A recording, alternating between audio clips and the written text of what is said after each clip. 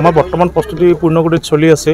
আমাৰ ইয়াত পৰ্বতজৰা সাব ডিভিজনত আমাৰ কাজিগাঁৱত ইয়াত চেণ্ট্ৰেলি এইটো আমাৰ উদযাপন কৰা হ'ব প্ৰতি বছৰৰ দৰে। এইবুলিও আমি ইয়াতে আমাৰ কাজিগাঁৱৰ এই 11 বজাৰৰ আমাৰ ফিল্ডত আমি এইবাৰ আমাৰ চেলিব্ৰেশ্যনটো হ'ব, ইয়াতে উদযাপন হ'ব। তো সেই উপলক্ষে আমাৰ গোটেই আমাৰ যিখিনি লোকেল স্কুলৰ ছাত্ৰ ছাত্ৰী সহ আমাৰ পুলিচৰ আৰক্ষীৰ টিমো আমি বৰ্তমান আমাৰ পূৰ্ণগতিত পেৰেড প্ৰেক্টিছ চলি আছে। তো ভালেই হ'ব চাগে এইটো আমাৰ। যেহেতু আজি দেখা গৈছে যে DGP মহম্মদ ইতিমধ্যে কৈছে যে স্বাধীনতা দিৱস হিচাপে কটকটীয়া নিৰাপত্তা ব্যৱস্থা গঢ়ি তুলিবৰ কাৰণে নিৰ্দেশ কৰিছে। এই ক্ষেত্ৰত কিবা এনে আশংকা বা কিবা প্ৰভাৱ পৰিব নেকি?